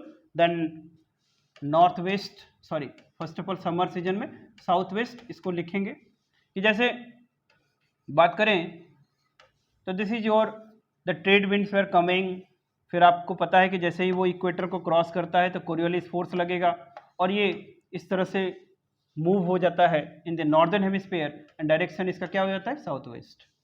So south west winds were entering into what, the Indian subcontinent. फिर ये अलग अलग branches में टूट जाएगा, इधर जाएगा अराकन योमा हिल से टकराएगा, फिर एक ब्रांच इधर आ जाएगा, कुछ इधर जाएगा।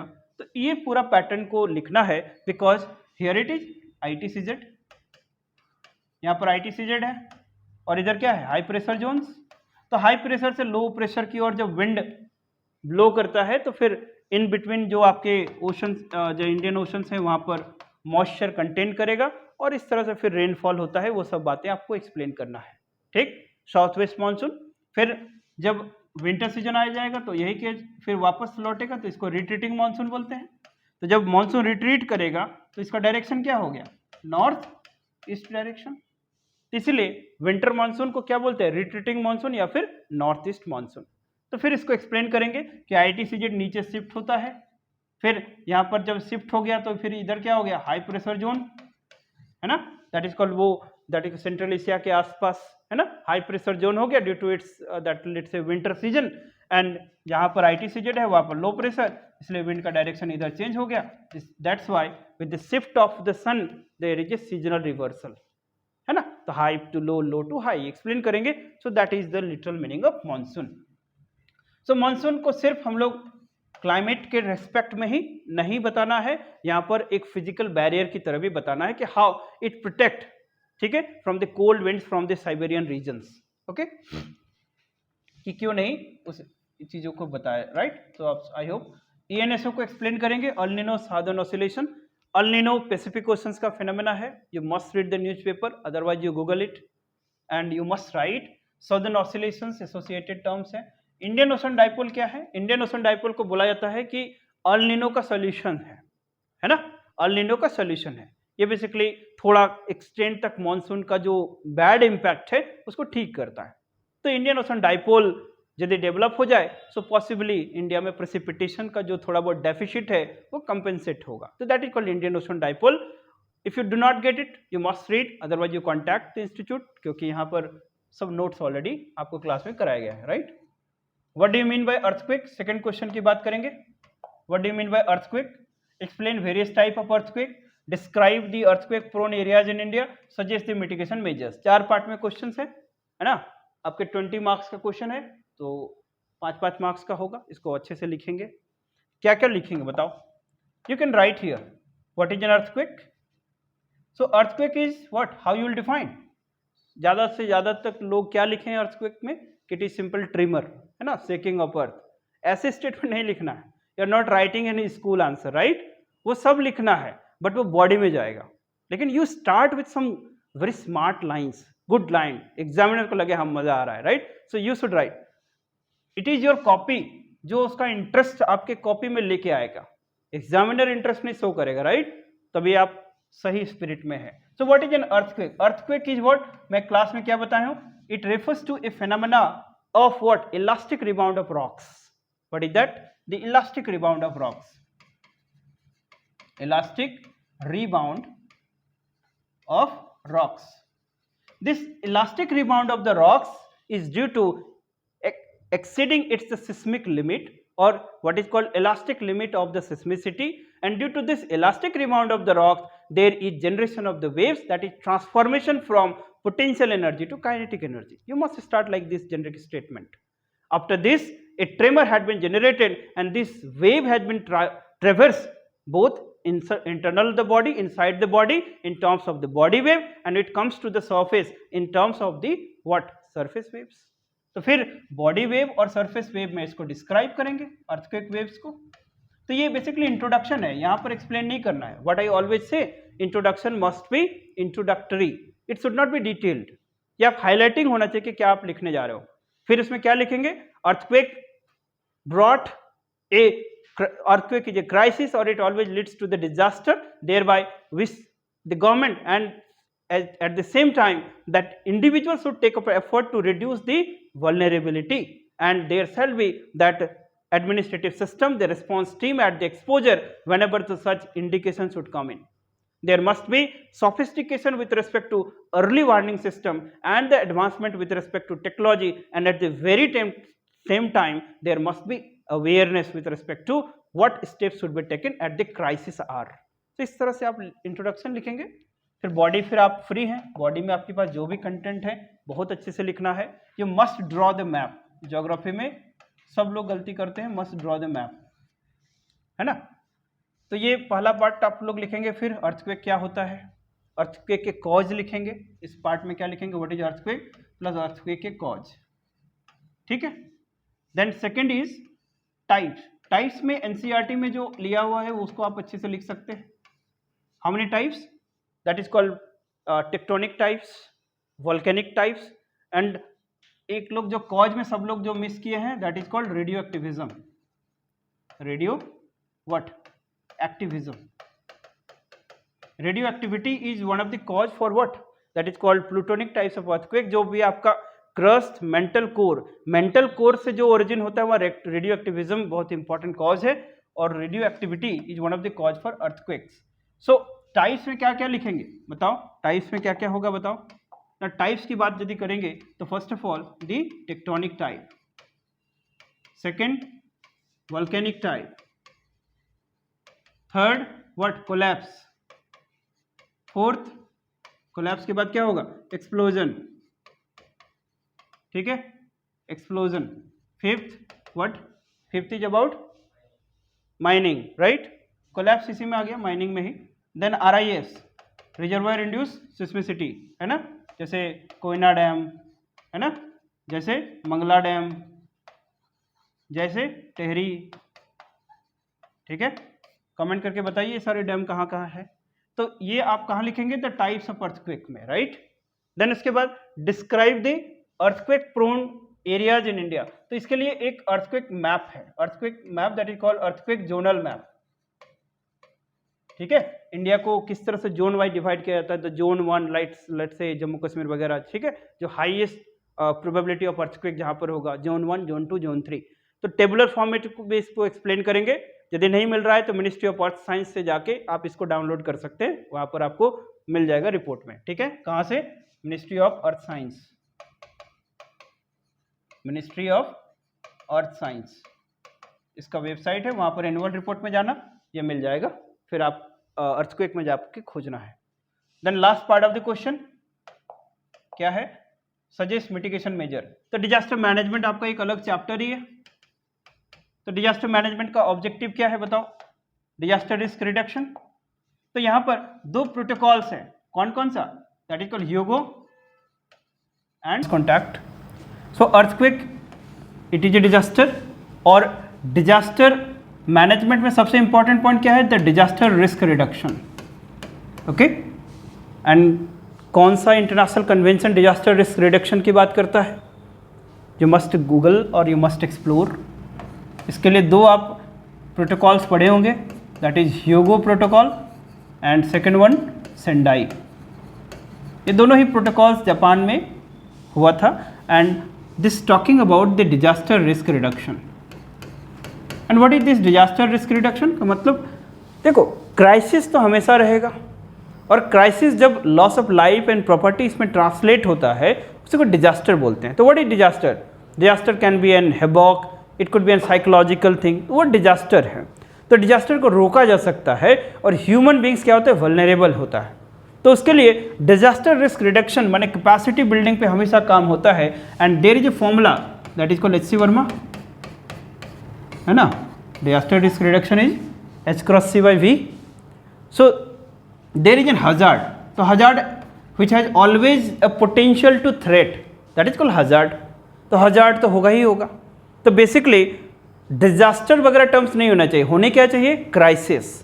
क्राइसिस के बाद क्या होगा, हजार्ड, है ना। तो हजार्ड जब loss of life and property इसको डिस्टर्ब करेगा, जब एक कैलकुलेटेड लॉस होगा तब वो डिजास्टर में कन्वर्ट होता है।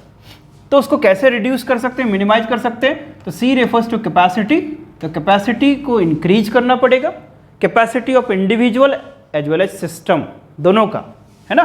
Capacity of individual as well as system, तो दोनों की कैपेसिटी को इंप्रूव करना पड़ेगा।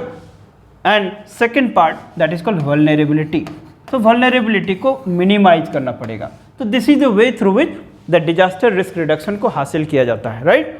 अब हम लोग स्पेसिफिकली अर्थक्वेक्स की बात कर रहे हैं। तो अर्थक्वेक में क्या क्या किया जा सकता है बताओ ना। 3 स्टेजेस हैं, that is called pre disaster, then during the disaster and the post disaster. ठीक है, तो इस तरह से 3 हेडिंग बना के लिख लीजिएगा कि क्या क्या काम किया जाएगा ना ड्यूरिंग डिजास्टर या प्री डिजास्टर। उसके पहले क्या कर सकते हो आप, उसके पहले आप कैपेसिटी बढ़ा सकते हो, है ना। जैसे अर्ली वार्निंग सिस्टम को ठीक करके, है ना। क्या क्या चीज़ आ जाएगा बताओ। Early warning that is called, ऐसे ही लिख देते हैं कि प्री डिजास्टर ना। प्री डिजास्टर में आप क्या करेंगे, सिस्टमिक इम्प्रूवमेंट। तो फर्स्ट ऑफ ऑल जैसे अभी एग्जामिनेशन हॉल मैंने नेक्स्ट संडे को आपको टेस्ट होना है 8, ठीक है, टेस्ट नंबर 8। तो आप क्या करेंगे, सप्ताह भर पढ़ेंगे, राइट। तो ये दैट इज द थिंग। और सप्ताह भर पढ़ोगे नहीं तो फिर एग्जाम अच्छा नहीं जाएगा, सिंपल सा लॉजिक है। सैटरडेज नाइट से आप पढ़ना शुरू करोगे तो स्कूल लेवल पे पास हो जाओगे, यूनिवर्सिटी में पास हो जाओगे, यहाँ नहीं पास होना है, right. So you have to talk about the pre disaster mitigation measures. So what is that, it should be focused on the capacity building. So capacity building क्या करोगे जोनल मतलब अर्थक्वेक में, that is called zonal regulations के हिसाब से जो buildings constructions होने चाहिए। The zonal regulation that is called the zonal map should be there. इसको हम लोग क्या बोलते हैं, हजार्ड मैपिंग, है ना। तो सेकंड क्या होगा, हजार्ड मैपिंग, हजार्ड मैपिंग। और क्या कर सकते हैं बताओ। Third is early warning system, है ना। फोर्थ इज प्रॉम्प्ट माने that is called preparedness with respect to response force, है ना। जैसे ITBP वगैरह जो जाता है, CRPF वगैरह, तो उसको बोलेंगे हाँ प्रॉम्प्टनेस और प्रिपेयर्डनेस, है ना। तैयार रहना है, प्रिपेयर्डनेस, है ना। तो ये द रिस्पॉन्स फोर्स बटालियंस जो भी हो।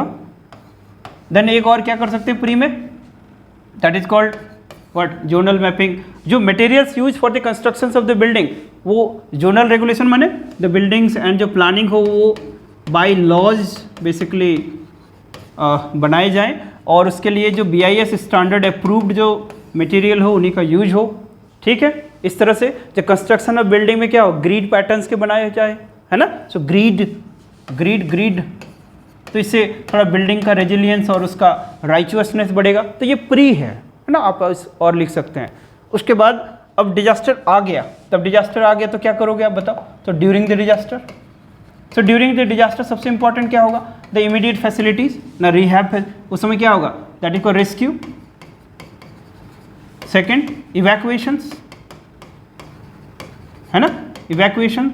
The facilities for what, that is called health, medicine, है ना, ड्रिंकिंग वाटर, इस तरह के facilities, that is called during the disaster.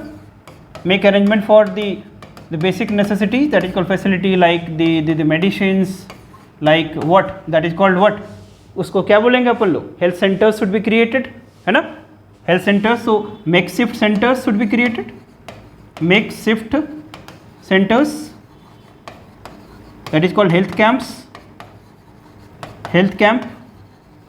Okay, और क्या होता है ड्यूरिंग द डिजास्टर, आप अर्थक्वेक को इमेजिन करो. So there is also health camp के साथ साथ there is a vulnerable section, specially the women, children and handicapped, इनके लिए स्पेशल अरेंजमेंट होना चाहिए. सो दे are even more vulnerable to the earthquakes, right. सो ये ड्यूरिंग में, और आप लिख सकते हैं लाइक द रिहैब फैसिलिटीज़, है ना, रिहेबिलिटेशन फैसिलिटीज़ होना चाहिए. रिहैब मैंने इसके लिए आप रिहैब, मतलब अर्थक्वेक हो रहा है ना, उस समय क्या कर सकते हैं आप, rehab camps should be there. तो ये सारी चीज़ें आप ड्यूरिंग द डिजास्टर कर सकते हैं. देन पोस्ट डिजास्टर क्या करेंगे आप बताओ. अब पोस्ट डिजास्टर हो जाएगा, तो डिजास्टर हो गया तो रिहैब के बाद रिकंस्ट्रक्शंस एंड रिपेट्रिएशंस, है ना, मतलब जो बिछड़ गए उनको फिर से वापस मिलाना पड़ेगा, तो उसको क्या बोलेंगे, दैट इज कॉल्ड रिकंस्ट्रक्शन. तो जो बिल्डिंग्स वगैरह टूट गया तो that is called reconstructions plus repatriations. ठीक है, तो repatriations. Then what more to be done, और क्या कर सकते हैं, again that we should what is called the buildings by construction through some that is called BIS norms and regulations, है ना. Fourth what is called opportunities for destitutes, है ना, इनके लिए आप काम करना होगा. destitutes के लिए, वीकर सेक्शंस के लिए एम्प्लॉयमेंट अपॉर्चुनिटीज क्रिएट करना होगा, एम्प्लॉयमेंट. तो इस तरह से आप लिखेंगे कि मिटिगेशन मेजर्स, तो आपके अच्छे खासे पॉइंट्स हो जाएंगे and your answer should be more appealing. Okay, so this is the questions on the disaster that is earthquake, और ये पोटेंशियल क्वेश्चन है. इस तरह के क्वेश्चन आपको पूछे जाएंगे तो आप हमेशा तैयार रहेंगे, right. Question number 9, define the IOT, inversion of temperature, explain its significance. तो इन्वर्जन ऑफ टेम्परेचर क्या होता है कि if you look at the configurations of the atmosphere, so atmosphere is a layered structure, है ना. तो दिस इज योर अर्थ, और अर्थ से जैसे ही आप ऊपर जाओगे you would have the layer with respect to its atmosphere. The first layer is called what, the troposphere, then stratosphere, then mesosphere, then thermosphere, then ionosphere, then exosphere. इस तरह से layered structure है. सो जनरली ट्रोपोस्फेयर में जितने भी हमारे climatological phenomena है वो रेस्ट्रिक्ट करता है. तो this is let's say our the troposphere, this is our the troposphere. So troposphere में क्या चलता है कि with the increase in height temperature decrease, जिसको क्या बोलते हैं अपन लोग, normal lapse rate. And what is the normal lapse rate, that is called 6.5 degree Celsius temperature decrease for 1 kilometre of ascent. ये नॉर्मल लैप्स रेट है कि 1 kilometre accent करोगे तो 6.5 डिग्री टेम्परेचर घटेगा. सो this is called NLR and this occur in the what, the troposphere. So troposphere में ऐसा हो जाए, यहाँ पर लॉजिक क्या बिल्डअप हो रहा है, दैट इज कॉल्ड बिलो में क्या होगा, हाई टेम्परेचर, एंड ऊपर जाएंगे तो क्या होगा, low temperature. So this is a normal conditions. But by any way let's it become reverse, कि ऊपर बढ़े तो टेम्परेचर बढ़ने लगे. ठीक, तो इसी कंडीशन को क्या बोलते हैं, IOT. So what is the IOT, inversion of temperature. Inversion of temperature refers to a climatic conditions in which with the increase in the height if the temperature increases, that is called inversion of temperature. simple words में लिख सकते हैं आप लोग. it is what, it is a climatic conditions, it is a climatic conditions. ठीक है, तो climatic conditions in which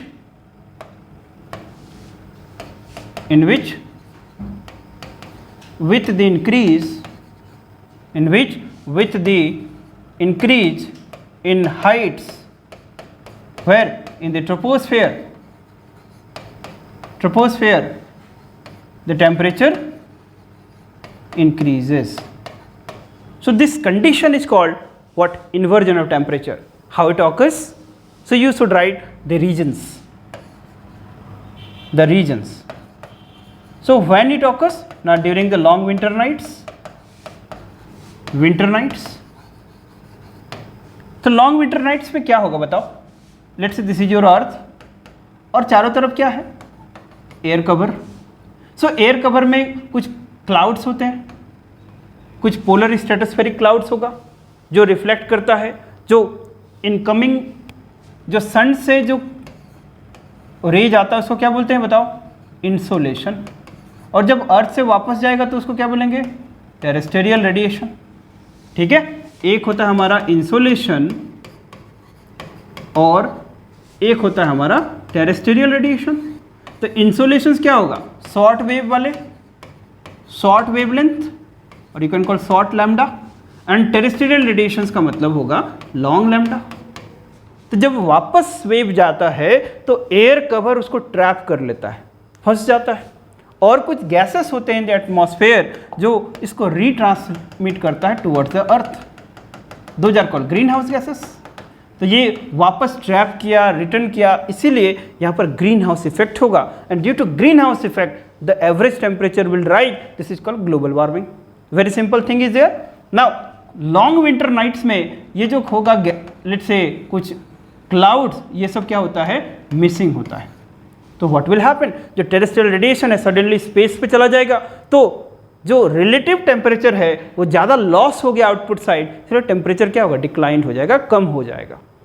लेकिन जो अपर पार्ट ऑफ एटमॉस्फेयर है उसमें रिलेटिवली उतना लॉस नहीं होता है, इसलिए क्या हो गया, चेंज सिनारियो हो गया, राइट। नीचे टेम्परेचर कम, ऊपर थोड़ा ज़्यादा, इसी कंडीशन को क्या बोलेंगे, IoT, this is inversion of temperature. तो एक लॉन्ग विंटर नाइट्स वाला याद रखेंगे। सेकेंड, कि जब मान लो कि फ्रंटोजेनेसिस पढ़े होगे आप लोग, फ्रंटोजेनेसिस, फ्रंट में मतलब लेट्स से ये this is your the cold air mass, cold air mass, and this is let's से वार्म एयर मास, है ना। एयर मास पढ़े होगे, देयर इज अ टॉपिक, नहीं पढ़े हो तो मस्ट रीड। तो जब कोल्ड एयर मास और वार्म एयर मास जब कोलाइड करेगा तो फिर कुछ बनता है, इसको फ्रंट बनता है, this phenomena is called frontogenesis, जो कि आप लोग टेम्परेट साइक्लोन्स जब बन रहा होगा तो पढ़े होंगे, राइट। अब क्या होगा इसमें कि जब कोल्ड, ये डेंसिटी इसका ज़्यादा होता है, डेंसिटी इसका कम होगा क्योंकि ये वार्म है, तो जब दोनों को टकराओ तो वार्म एयर मास क्या होगा, ऊपर चला जाएगा, और कोल्ड क्या होगा, नीचे चला जाएगा। तो फिर यहाँ पर देखो ध्यान से, तो नीचे ठंडा और ऊपर क्या हो गया, रिलेटिवली वार्मर। तो with the increase in height temperature start increasing, तो ये भी क्या बन रहा है, आईओटी बन रहा है। तो आईओटी के चलते क्लाउड्स बनेगा। और जब भी हम लोग क्लाउड्स की बात करेंगे, सो मैं कई बार बताया हूँ कि क्लाउड्स कितने टाइप के होते हैं, that clouds if you talk about, so clouds that is called high clouds, mid clouds and the low clouds. High clouds are called cirrus, mid is called alto and low is called what, nimbus। और ये nimbus में दो important है तुम्हारे लिए, that is called cumulonimbus, cumulonimbus and stratocumulus, stratocumulus. जब cumulonimbus की बात करेंगे तो इसको याद रखने का ट्रिक्स क्या है, lightning, thunder, heavy rainfall, okay. So black clouds, so black, lightning, thunder and heavy rainfall। मतलब कभी भी एकदम ब्लैक बादल हो, गड़गड़ाहट के साथ बारिश हो, बहुत तेज बारिश हो, वो कौन से क्लाउड के चलते, क्यूमुलोनिम्बस क्लाउड्स, ठीक। और ये क्यूमुलोनिम्बस क्लाउड लो क्लाउड्स होता है, और ये देखे होंगे जनरल अक्सर जो बारिश होती है। सो यहाँ पर ये आईओटी का क्या इंपॉर्टेंस है ना, क्लाउड फॉर्मेशंस, ठीक। दूसरा साइक्लोन, साइक्लोन क्या हमेशा बैड होता है कि गुड होता है, cyclone is an also an opportunity, right. Because cyclone, जिस तरह से साइक्लोन का जो मैंने लास्ट क्वेश्चन दिया था कि explain the phenomena of origin of cyclone, मैंने डिप्रेशन से किस तरह साइक्लोन बनता है, cyclone sets the tone of the monsoon, right. इस तरह की स्टेटमेंट आप देखे होंगे। सो आप रेलेवेंस समझ रहे हो, इसको आपको एक्सप्लेन करना था आईओटी को, ठीक। Now let's take another question. Another question is about the part B, define the atmospheric pressure, explain the various pressure belt. Simple चीज़ है, atmospheric pressure that is called the pressure put by the atmosphere, है ना। It is measured through the what is called barometer, 70 that is called Torricelli barometer, और वो सब आप NCERT में पढ़े होंगे। तो एनसीईआरटी में जो फैक्ट है आप उसको लिखिए। प्रेशर बेल्ट्स की बात करेंगे, that is called world, that is called general circulation में कई बार बात की हम लोग कि that how many pressure belts are there, 7 pressure belt, that is called equatorial low pressure belts, then subtropical high pressure belt, then subpolar low pressure belt and then polar high pressure belt. फिर नीचे भी वही मिलेगा, subtropical high, subpolar low and the polar high. और इसमें 3 cells हैं, this is called what, Hadley cell, फिर Ferrel cell and the polar cell. Jet stream की बात करेंगे तो दो जेट स्ट्रीम्स हैं, है ना, दैट इज कॉल्ड. तो ये पूरे इस सिस्टम को आप लोग कैसे डिफाइन कर सकते हैं कि there are the 7 pressure belts, the 3 cellular models, 2 jet systems. तो आपको ये एक्सप्लेन करना था कि सिर्फ इसमें प्रेशर बेल्ट्स के बारे में एक्सप्लेन करना था कि हाउ इक्वेटोरियल लो, सब ट्रॉपिकल हाई, सब polar low and polar high ये किस तरह से डेवलप होता है, कहाँ डेवलप होता है, क्या रीजन्स है, सबके बारे में काफ़ी अच्छे से क्लास नोट्स में है आपका, राइट. तो स्ट्रेट वे क्वेश्चन है, आप इसको लिखेंगे जनरल सर्कुलेशंस में, ठीक. Now the question number 10, this is about the what do you mean by drainage system, explain the Himalayan drainage systems in India. तो ड्रेनेज सिस्टम मतलब रिवर सिस्टम्स के बारे में बताना था आपको, ओके. ड्रेनेज सिस्टम एनसीईआरटी से क्वेश्चन है. देन हिमालयन ड्रेनेज सिस्टम की बात करेंगे तो हिमालयन ड्रेनेज में कौन कौन से आ गए बताओ. अंडर द हिमालय ड्रेनेज में first of all Indus, second Ganga and third Brahmaputra, ठीक है. तो ये पूरा आपका हिमालयन ड्रेनेज में आ जाएगा. इसमें पेनिनसुलर नहीं पूछा है तो पेनिनसुला का बात नहीं करेंगे अपन लोग, तो हिमालयन ड्रेनेज की बात करेंगे. So under the river system of Indus, Indus के बारे में आप लोग बताइएगा, इंडस रिवर में क्या क्या है, क्या क्या ट्रिब्यूटरीज हैं, ठीक. ये सब बातें यहाँ पर डिस्कस करनी है. गंगा की बात करेंगे कि गंगा का ओरिजिन, क्या क्या इसके ट्राइब्यूटरीज है, कौन कौन रीजन से जाता है, कौन क्या प्लेन्स बनाता है, ये सब बातें करेंगे यहाँ पर. ब्रह्मपुत्र में भी उसी तरह से आप डिस्कस करेंगे. Getting my point. एनसीईआरटी से स्ट्रेट वे क्वेश्चन है. सो this is about the question number 10. तो ये थीम समझ में आ ही गया होगा. Then let's take the last section, that is section number D, and ये आपका एसे टाइप क्वेश्चन है. And in this essay 4 topics are there, और इसमें से आपको किसी एक टॉपिक पे आंसर लिखना था. इससे वॉलंटरीली है और इससे आपके उन्हीं टॉपिक से होता है जो सप्ताह भर पढ़ाई होता है. तो एक आपको तो फ्रेमवर्क में आंसर लिखना है क्वेश्चंस में, तो सर इससे में आप अपने पूरे पोटेंशियल और अपने यूनिकनेस को एक्सप्रेस कर सकते हैं. So what is the question, agroclimatic division of Jharkhand, there is a topic. Then PRI हम लोग डिस्कस कर चुके हैं काफ़ी अच्छे से. देन मराठा एडमिनिस्ट्रेशन, ये थोड़ा अलग था, आप उसमें अष्टप्रधान की बातें कर सकते थे कि किस तरह से मराठा अंपायर पहले अंडर द मोनार्क काम करता था, फिर बाद में अंडर द पेशवाशिप काम करने लगा, ठीक है. और क्या यूनिक कैरेक्टर था उस मराठा एडमिनिस्ट्रेशन, उस पर आपको ऐसे लिखना था. ऐसे 40 मार्कर है, तो यहाँ पर आप सिंपल मराठा को फोकस करेंगे तो आपका वर्ड कम पड़ेगा, इसलिए थोड़ा कॉन्टेक्स्ट अच्छे से बनाना है, राइट. फिर मराठा को हाईलाइट करना है. यहाँ पर आप मराठा किंग्स प्लस मराठा पेशवा ये दोनों को हाईलाइट करेंगे.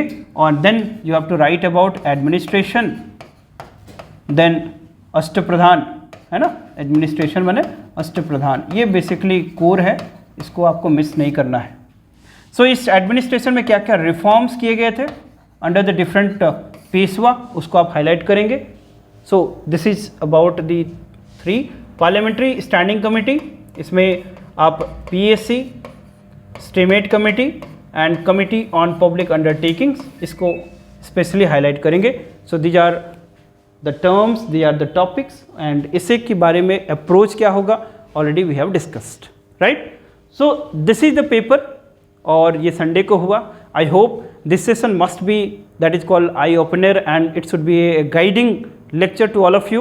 You should take care about the context, you should take care about your way of teaching, way of answer writing, and then you should also be careful about enrichment of the content, right. ये सब चीज़ें आपके answer sheet में reflect होती है, and you get an opportunity on every Sunday that you could realize the potential what we have extolled in entire week and what you have read in the entire week. तो तो आपका ये testimonial की तरह भी काम करेगा। और इस संडे को फिर मिलते हैं हम लोग एक नए सेट ऑफ क्वेश्चन में, and that would be the test number 8। Syllabus दिया गया है, you must read and must cover this syllabus. So we will conduct such session in the coming days as well. So thanks for the watching this today's class and for your patience, and then you should take care about yourself. Thank you.